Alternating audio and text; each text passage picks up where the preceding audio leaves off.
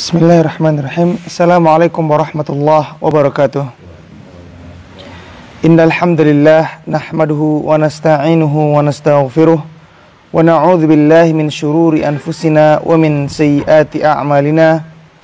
Man yahdihillahu fala mudilla lahu wa man yudlil fala hadiyalah.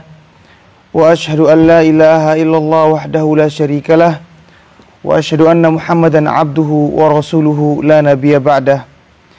Ya ayyuhalladzina amanu taqullaha haqqa tuqatih wa la tamutunna illa wa antum muslimun. Ya ayyuhan nasu taqu rabbakumul ladzi khalaqakum min nafsin wahidah wa khalaqa minha zawjaha wa batha minhuma rijalan katsiran wa nisaa'a wattaqullaha alladzi tasaaluna bihi wal arham innallaha kana 'alaikum raqiba. Ya ayyuhalladzina amanu taqullaha wa qulu qawlan sadida yuslih lakum a'malakum wa yaghfir lakum dhunubakum wa man yuti'illaha wa rasulahu faqad faza fawzan 'azima. Amma ba'du fa inna asdaqal hadithi kitabullah wa khairul huda huda Muhammad sallallahu alaihi wasallam wa syarrul umuri muhdatsatuha fa inna kulla muhdatsatin bid'ah wa kulla bid'atin dhalalah wa kulla dhalalatin finnar.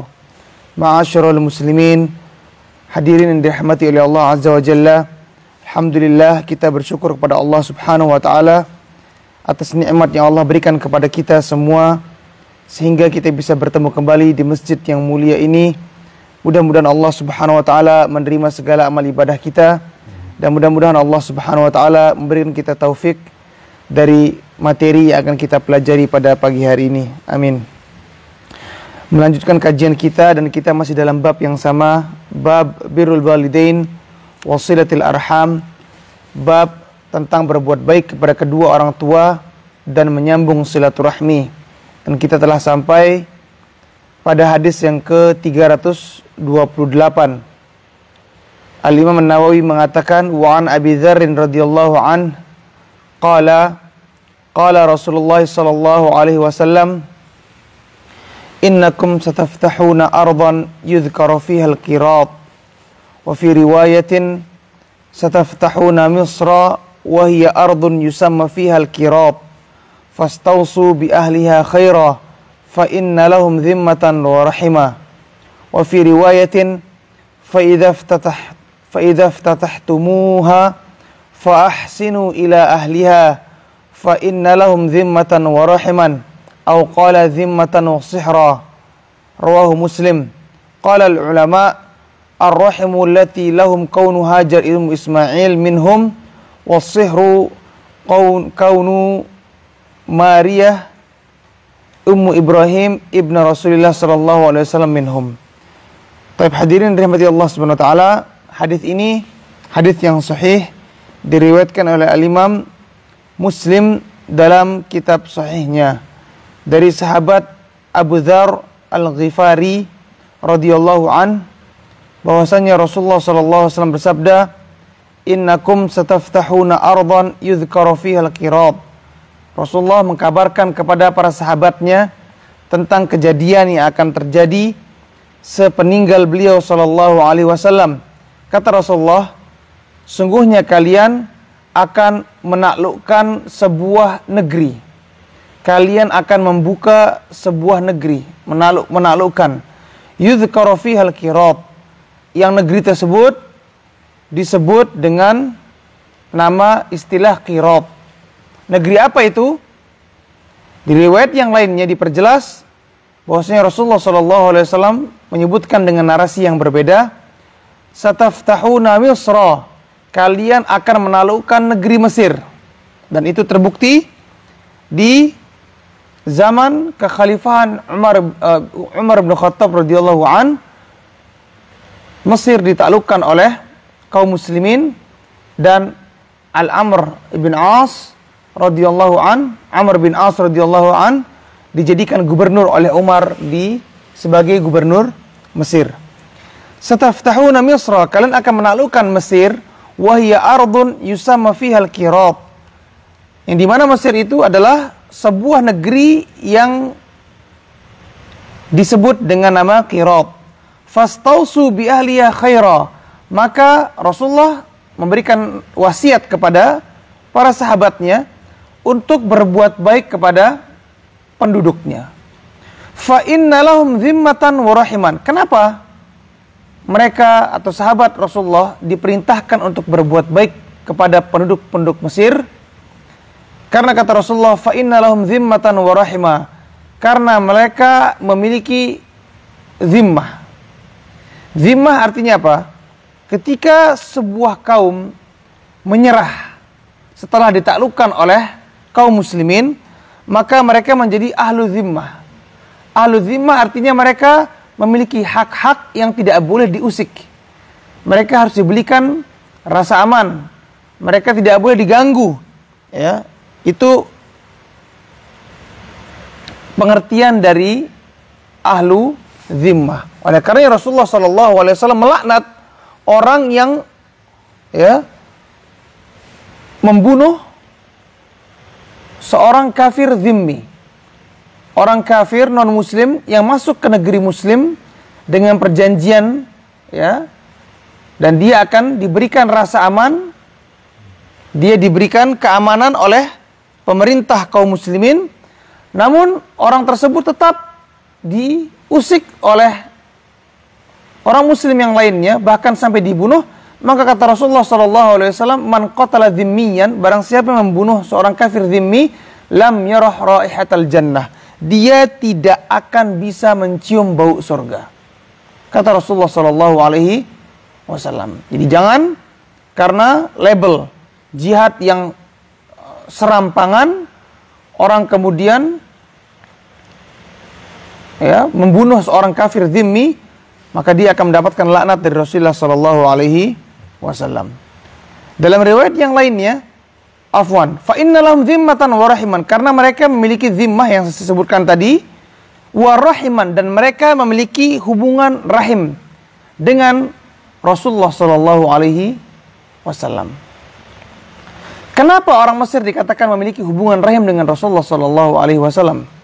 Kalau kita tarik garis sejarah, ketika Nabi Ibrahim menikah dengan Hajar, ibunya Ismail, maka Hajar adalah seorang wanita yang berasal dari Mesir. Dan Hajar ketika melahirkan Ismail, maka bisa dikatakan Hajar juga merupakan ibu dari kaum Arab. Karena Ismail setelah menikah dengan seorang wanita yang berasal dari Bani Jurhum, wanita yang berasal dari Yaman, kemudian mereka menempati kota Mekah, turun-temurun, keturunan mereka akhirnya menjadi penduduk dari kota Mekah.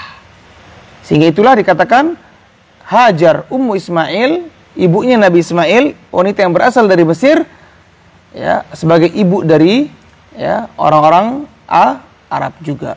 Oleh karena dikatakan orang-orang Mesir memiliki hubungan kekerabatan, hubungan rahim dengan orang-orang di kota Mekah.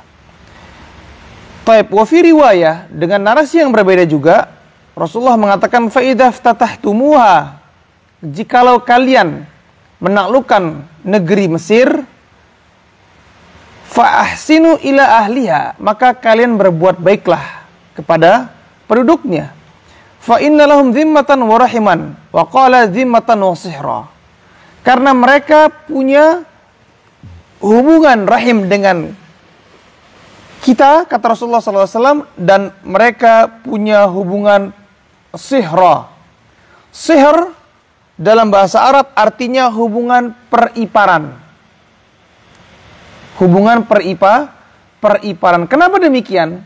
Kenapa orang Mesir dikatakan sebagai orang-orang yang memiliki hubungan periparan dengan Rasulullah SAW?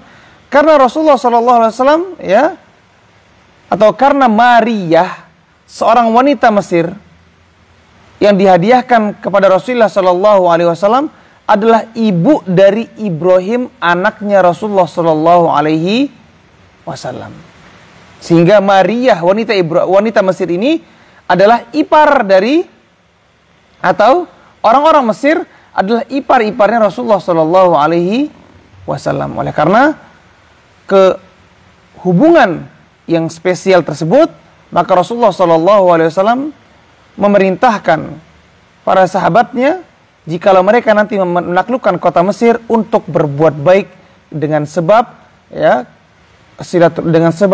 silaturahmi dan hubungan periparan antara mereka dengan Rasulullah Shallallahu Alaihi Wasallam.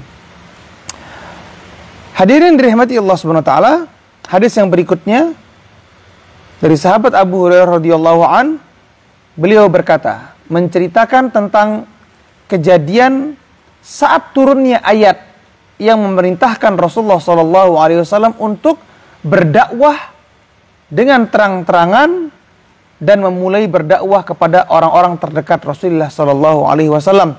Ketika Allah berfirman dalam surah Asy-Syu'ara ayat 214, Allah berfirman, wa andir ashiratakal aqrabin, dan berikanlah peringatan kepada keluarga dan orang-orang terdekatmu.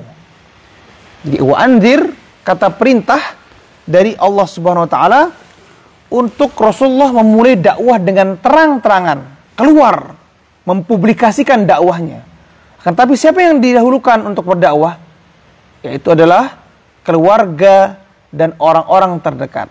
Dan ini yang perlu diperhatikan kepada siapapun orang yang berdakwah di dunia ini. Jangan sampai dia mendahulukan orang lain dibandingkan dengan keluarganya. Keluarganya, orang-orang terdekatnya memiliki hak yang lebih besar dan terbesar untuk ia dakwahi dan mendapatkan manfaat dari ilmu atau hidayah yang ia bawa kepada mereka. Sebagaimana Rasulullah SAW diperintahkan untuk memulai dakwahnya kepada orang-orang terdekat, karena mereka adalah orang yang memiliki hubungan rahim, yaitu silaturahmi dengan Rasulullah SAW. Maka ketika turun ayat ini, kata Abu Hurairah, da'a Rasulullah Quraisy. Rasulullah memanggil seluruh orang-orang Quraisy, yaitu keluarga Rasulullah SAW. Fajtama'u fa'amma wa khassa. Maka semuanya datang. Tidak ada satupun yang tidak datang. Semua datang dipanggil oleh Rasulullah SAW. Wa qala, kemudian Rasulullah mengatakan, ya bani Abdus Syams, wahai keluarga Abdus Syams. Ya bani Ka'ab bin Lu'ay, wahai keluarga Ka'ab bin Lu'ay. Anqidhu anfusakum minan nar, selamatkanlah diri kalian dari neraka. Ya bani Murrah bin Ka'ab, wahai keluarga Murrah bin Ka'ab. Anqidhu anfusakum minan nar, selamatkanlah diri kalian dari neraka. Ya bani Abdi Manaf, wahai keluarga Abdu Manaf. Anqidhu anfusakum minan nar, selamatkanlah diri kalian dari neraka. Ya bani Hashim, wahai keluarga dari Bani Hashim, itu keluarga yang paling dekat dengan Rasulullah SAW. Anqidhu anfusakum minan nar, selamatkanlah diri kalian dari neraka. Ya bani Abdul Muttalib, wahai keluarganya Abdul Muttalib. Anqidhu anfusakum minan nar, selamatkanlah diri kalian dari neraka. Diberikan peringatan semuanya oleh Rasulullah SAW. Diperintahkan untuk mengikuti ajaran Rasulullah SAW sebagai bentuk mereka menyelamatkan diri mereka dari neraka. Kenapa demikian? Karena Allah tidak akan menerima selain Islam. Ketika mereka tidak mengikuti ajaran Rasulullah SAW, tandanya mereka tidak mengikuti Islam. Ketika mereka tidak mengikuti Islam dan mereka wafat di atas ketidakislaman tersebut, mereka akan masuk ke dalam neraka waliyadzubillah. Oleh karena Rasulullah mengajak mereka untuk mengikuti dakwahnya Rasulullah agar mereka menyelamatkan diri mereka dari api neraka. Rasulullah tidak menyelamatkan mereka. Yang menyelamatkan mereka adalah keimanan mereka dengan mengikuti ajaran Rasulullah SAW. Maka kata Rasulullah, ya Fatimah, wahai anakku Fatimah, angkiti nafsaki minan nar, selamatkanlah dirimu dari neraka. Fa inilah amliku lakum minallahi syai'a, aku tidak bisa memberikan apa-apa buat engkau. Aku tidak bisa menolongmu. Aku tidak bisa menyelamatkanmu kecuali amalanmu. Ya. Kecuali amalanmu. Oleh karenanya hadirin dirahmati Allah Subhanahu wa taala, seseorang itu tidak bisa dia itu bergantung hanya karena sebab keturunan. Kata Rasulullah SAW, man batta bihi amaluh, lam yusri' bihi nasabuh. Barang siapa yang dibuat lambat oleh amalannya di akhirat kelak, maka tidak bisa dipercepat karena dengan sebab nasabnya. Mau dia keturunan Nabi, mau dia orang Arab, mau dia orang priai, mau dia darah biru.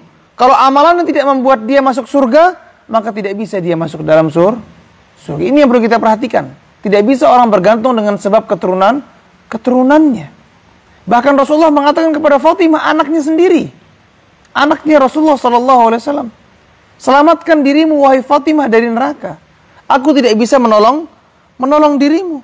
Ghairu an lakum rahiman. Aku tidak bisa berbuat apa-apa bagi kalian, kata Rasulullah SAW, kalau kalian tidak mengikutiku. Kalau kalian beriman kepada Allah Subhanahu wa taala, menjalankan apa yang Allah perintahkan, di akhirat masih bisa ditolong oleh Rasulullah SAW dengan diberikan syafaat. Tapi kalau kalian tidak beriman kepada Allah Subhanahu wa taala, tidak mengikuti ajaran Islam, tidak mau menerima Islam, kufur kepada Allah Subhanahu wa taala, maka Rasulullah tidak bisa menolong kalian, bahkan walaupun itu anaknya sendiri. Ghairu anna lakum rahiman sa'abulluha bibalaliha. Hanya saja kalian ini punya hubungan kekerabatan denganku, kata Rasulullah SAW, yang aku harus terus basahi, terus aku sambung. Itu saja di dunia ini, kata Rasulullah SAW. Kalian punya hubungan kekerabatan denganku yang aku akan terus basahi dengan menyambung hubungan tersebut, kata Rasulullah. Akan tapi di akhirat kalau kalian tidak beriman, aku tidak bisa menolong apa-apa, kata Rasulullah SAW. Qauluhu sallallahu alaihi wasallam, ucapan Rasulullah bibilaliha, itu aku akan terus basahi, maknanya adalah sa'asiluha syabbaha qati'ataha bil hararah tutfa'u bil ma' wa hadhihi tubarradu bis silah. Diibaratkan seseorang yang memutus silaturahmi itu seperti api yang panas. Orang yang memutus silaturahmi itu akan membuat hubungan menjadi panas seperti api. Didinginkan dengan air, dibasahi dengan air agar dingin, dengan cara disambung silaturahmi tersebut. Itu dia nasihat dari Rasulullah SAW kepada kita. Ketika kita memiliki keluarga, bahkan dia non muslim sekalipun, tetap kita menyambung silaturahmi, berbuat baik kepada dia. Tidak ada alasan kita untuk berbuat buruk kepada dia. Tetap kita berbuat baik, apalagi keluarga kita tersebut hanya sekedar orang yang masih mungkin banyak bermaksiat, atau masih orang yang masih kurang baik mengerjakan agama Islam ini. Sudah lebih pantas lagi kita untuk tetap menyambung silaturahmi kepada dia. Karena yang menetapkan silaturahmi tersebut adalah Allah Subhanahu wa taala. Rasulullah SAW ketika memanggil orang-orang di kota Mekah ini, bukankah mereka semuanya dulu masih dalam keadaan non-muslim? Bukankah mereka dalam keadaan masih kufur kepada Allah Subhanahu wa taala? Tetap diperbuat baikkan oleh Rasulullah SAW. Jadi tidak ada alasan kita untuk tidak menyambung silaturahmi kepada keluarga kita, walaupun buruk yang mereka kerjakan. Hadirin dirahmati Allah Subhanahu wa taala. Dalam hadis yang berikutnya dari Amr bin As radhiyallahu anhuma, beliau berkata, sami'tu Rasulullah sallallahu alaihi wasallam jiharan ghairu sirran. Jiharan ghairu sirrin. Aku pernah mendengar Rasulullah sallallahu alaihi wasallam mengucapkan dengan lantang dan tidak dengan samar-samar, artinya tidak ada keraguan. Ini jelas-jelas diucapkan oleh Rasulullah sallallahu alaihi wasallam dengan terang-terangan di hadapan orang-orang. Kata Rasulullah, inna ala bani fulan laisu biauliyai.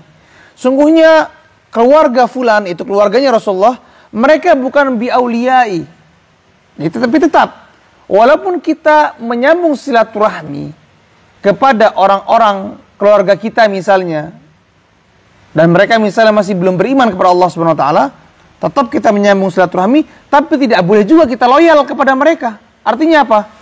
Loyal dalam arti ketika mereka melakukan kesalahan tetap kita bela karena kesalahannya. Mentang-mentang keluarga, walaupun salah tetap dibela. Ini yang tidak boleh. Makanya Rasulullah mengatakan kepada sahabat-sahabatnya, innal ala balu fulan, sungguhnya keluarga Bani Fulan itu, keluargaku yang itu, mereka bukan aulia, mereka bukan wali-waliku. Artinya apa? Aku tidak loyal kepada mereka karena kesalahan yang mereka lakukan, mereka tidak beriman kepada Allah Subhanahu wa taala.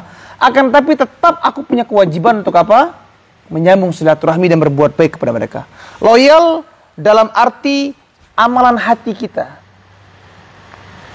Tidak loyal. Tidak membenarkan apa yang mereka perbuat walaupun salah, tidak menolong mereka dalam kesalahan mereka. Ini banyak kita melihat, ya. Yang penting namanya keluarga saya mau salah tetap saya bela. Keluarga saya mau dia keliru tetap dibenarkan. Nggak boleh diganggu dan lain sebagainya. Yang penting dia mau mengerjakan apapun, biarkan, terserah dia mau mengerjakan. Saya akan terus mendukungnya. Ini yang salah. Kita berbuat baik kepada dia bukan berarti kita membenarkan kesalahan yang ia perbuat. Justru bentuk kita berbuat baik kepada dia dengan menasihati dan mendakwahi dan menegur kesalahan. Makanya Rasulullah mengatakan, innama waliyillah wa salihul mu'minin. Sungguhnya menjadi waliku, aku loyal, kata Rasulullah SAW, wala dengan mereka adalah Allah dan orang-orang yang soleh dari kaum mukminin.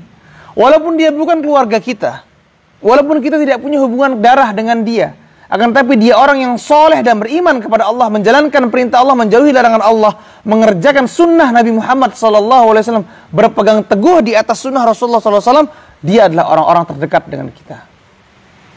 Walaupun dia bukan punya hubungan darah dengan kita.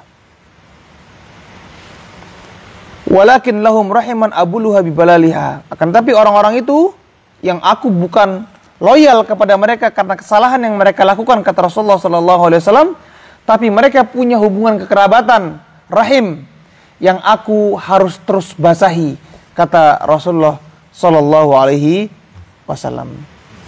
Hadirin yang dirahmati Allah Subhanahu Wa Taala, hadis yang berikutnya kita bacakan dengan cepat, ya. Hadis dari Khalid bin Zaid al-Ansari radhiyallahu an, bahwasanya seseorang pernah bertanya kepada Rasulullah, akhbirni bi'amalin yudkhilunil jannah.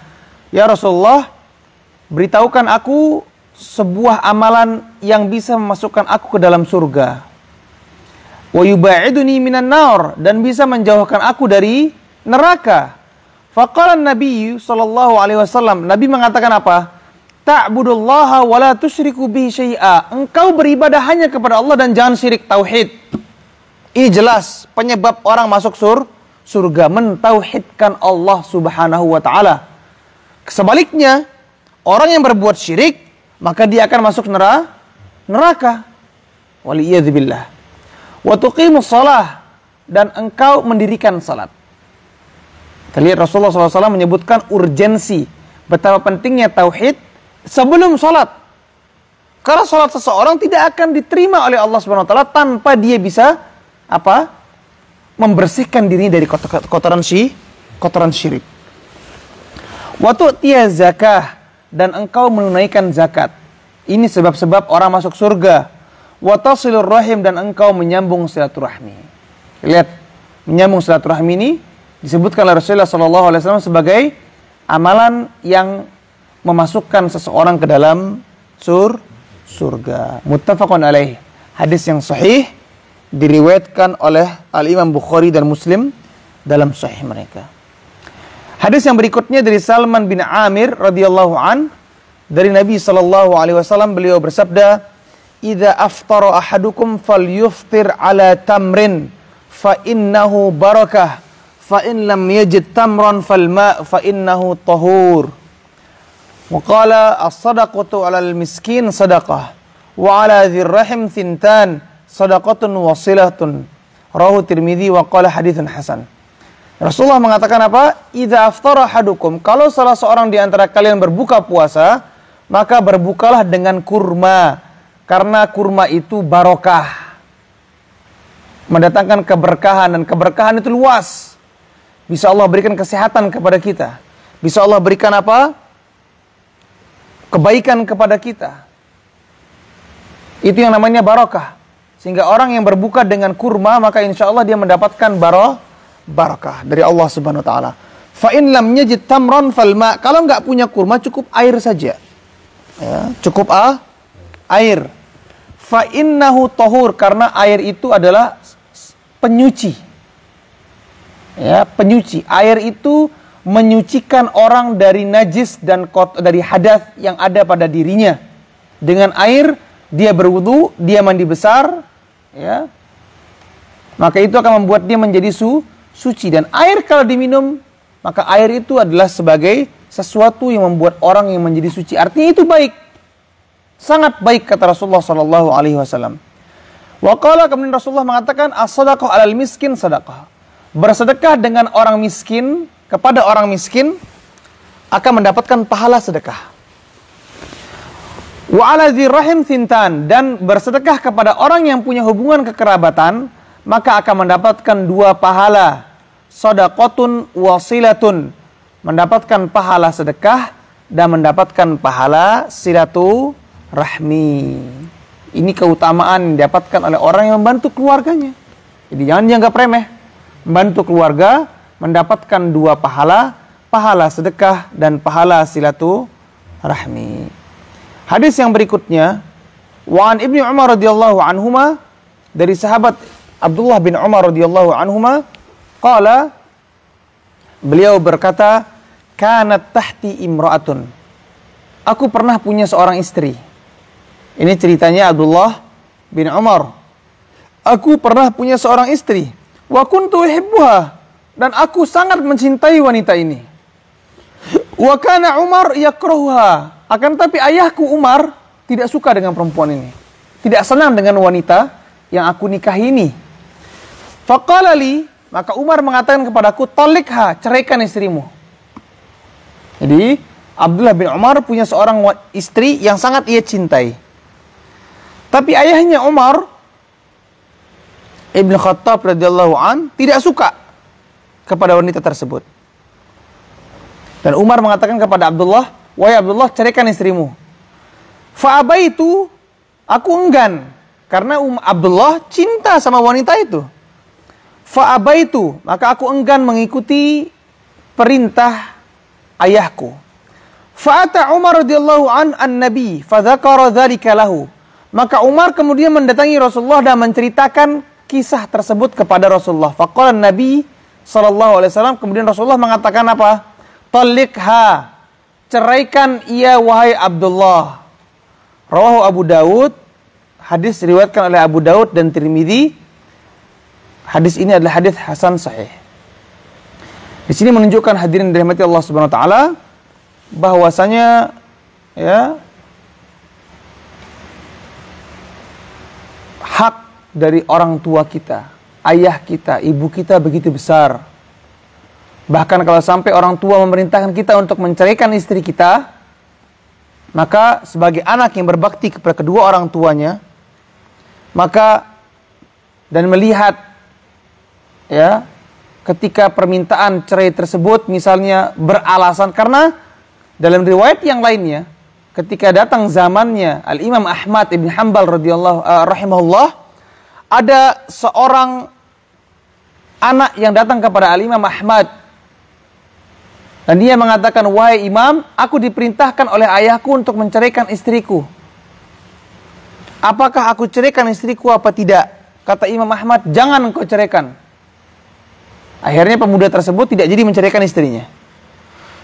Esok harinya dia datang lagi kepada Imam Ahmad. Wahai Imam, ayahku mengatakan ada hadis bahwasanya Umar pernah memerintahkan Abdullah bin Umar untuk menceraikan istrinya. Maka Rasulullah juga mengatakan apa? Ceraikan istrimu. Karena ayahmu memerintahkan apa? Engkau untuk menceraikan istrimu. Kata Imam Ahmad, bagaimana? Apa kata Imam Ahmad? Apakah ayahmu seperti Umar? Apakah ayahmu seperti Umar? Yang dimana Umar tidak mungkin memerintahkan anaknya untuk menceraikan istrinya kecuali istrinya tersebut memiliki keburukan pada diri. Tidak mungkin Umar bin Khattab radhiyallahu an, seorang Umar, khalifah, orang di jalan masuk surga, sahabat Nabi SAW yang mulia, memerintahkan anaknya untuk menceraikan istrinya tanpa sebab. Tidak mungkin. Pasti punya sebab. Dan mungkin sebab tersebut tidak diketahui oleh Abdullah anaknya. Dan Umar pasti menimbang dengan ilmu. Tidak mungkin serampangan menyuruh anaknya menceraikan dan menzolimi seorang wanita tersebut. Akan tapi seorang ayah yang hidup di zamannya Al-Imam Ahmad, ketika menyuruh anaknya menceraikan istrinya atas dasar apa? Bisa jadi atas dasar ego. Bisa jadi atas dasar ketidaksukaan tanpa alasan. Bukan karena alasan ilmu, bukan karena alasan syar'i. Sehingga ketika ada orang tua yang memerintahkan anaknya untuk menceraikan istrinya misalnya, maka dilihat apa sebabnya. Sebab syar'i atau tidak. Karena kalau tidak, maka tidak boleh kita menceraikan, karena itu akan menzolimi wanita tersebut. Ini perlu diperhatikan hadirin dari rahmat Allah Subhanahu wa taala. Tidak bisa kita kemudian mengambil naskah zohir makna hadis ini kemudian mempraktekannya kepada kehidupan kita sehari-hari. Perlu kita lihat sebabnya Umar memerintahkan anaknya untuk menceraikan istrinya karena apa?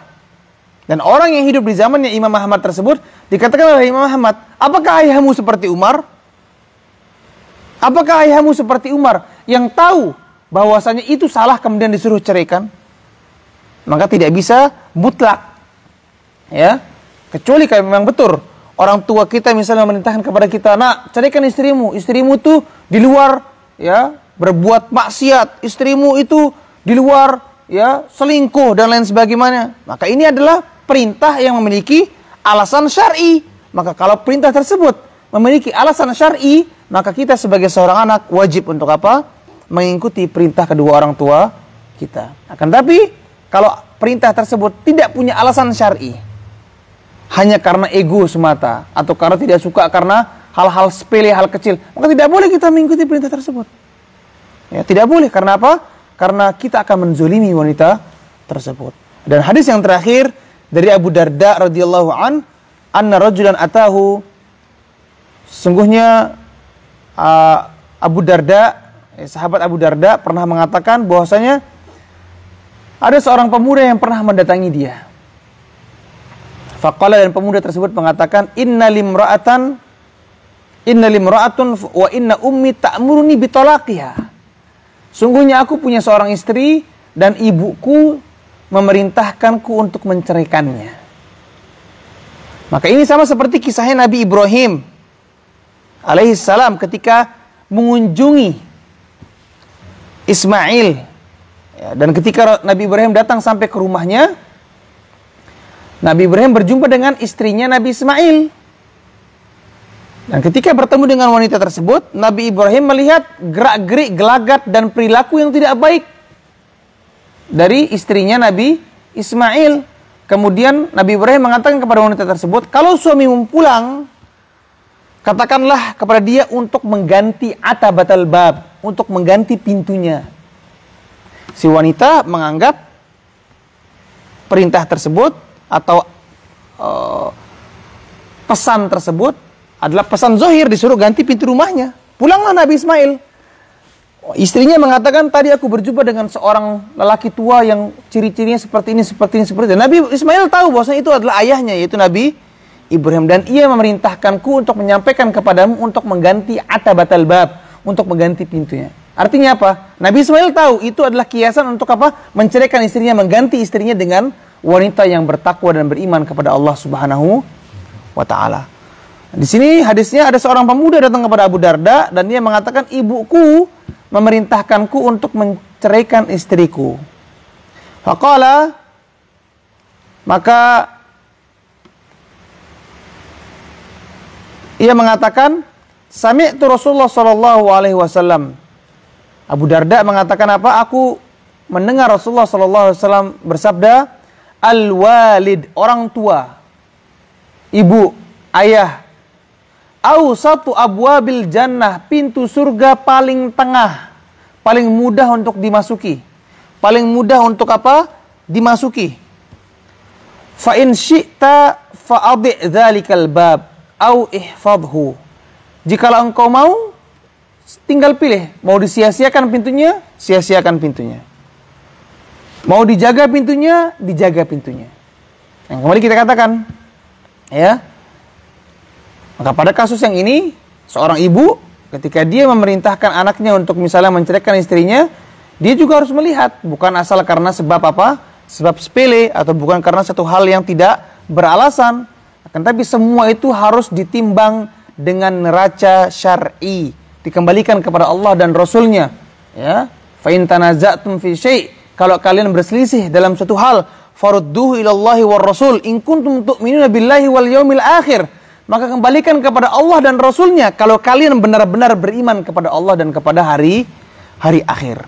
Jadi dilihat, kalau misalnya ibunya mulai melihat istrinya tersebut tidak ada gelagat yang baik, ditimbang dari sisi syariat, tidak sholat, tidak mau tidak mentaati suaminya, kemudian misalnya bermaksiat, minum minuman keras misalnya, waliyadzubillah, ya, kemudian tidak mau misalnya berhijab dengan baik, dinasihati tetap tidak mau, tetap mokong misalnya, kemudian selingkuh, ya artinya dosa-dosa besar yang lainnya, misalnya dinasihati nggak mau berubah, maka di sana mungkin baru kedua orang tua bisa berkata kepada anaknya untuk menceraikan istrinya dan memilih wanita yang bertakwa sebagai ibu dari anak-anaknya tadi itu. Akan tapi tidak ada alasan, maka tidak boleh orang tua untuk memerintahkan anaknya untuk anaknya menceraikan istrinya karena sebab yang tidak beralasan. Hadirin yang dirahmati Allah SWT, di sini Rasulullah SAW mengatakan al-khalah bimanzilatil tante khalah, tante yang merupakan saudara ibu kita, bimanzilatil sama posisinya dengan ibu kita. Halati, khalah. Ya. Jadi kita punya ibu kita punya saudara perempuan. Maka tante atau khalah itu sama posisinya sama ibu kita. Yang harus kita berbuat baik kepada dia. Yang harus kita sambung silaturahmi kita. Kita bantu, kita sayang. Karena ibu dan tante yang merupakan saudara dari ibu kita posisinya sama dalam Siapa yang mengatakan? Rasulullah SAW. Jadi tante, kalau kita punya tante sekarang yang merupakan saudara ibu kita, maka sering berbuat baik kepada dia. Telepon dia, kunjungi dia, bantu dia. Kita akan mendapatkan pahala yang sama sebagaimana kita berbuat baik kepada ibu kita. Mungkin ini yang bisa sampaikan pada pertemuan kali ini. Kurang lebih saya mohon maaf. Insyaallah pertemuan yang akan datang kita akan masuk kepada bab yang baru, bab tahrimil uquq wa qati'atir rahim. Bab tentang haramnya durhaka kepada kedua orang tua dan haramnya memutus silaturahmi. Mudah-mudahan Allah SWT memberikan taufiknya kepada kita semuanya, dan mudah-mudahan Allah SWT memberikan hidayah dan manfaat dari apa yang kita pelajari pada pagi hari ini. Saya cukupkan sampai di sini. Subhanakallahumma bihamdika asyhadu an la ilaha illa anta astaghfiruka wa atubu ilaik. Assalamualaikum warahmatullahi wabarakatuh.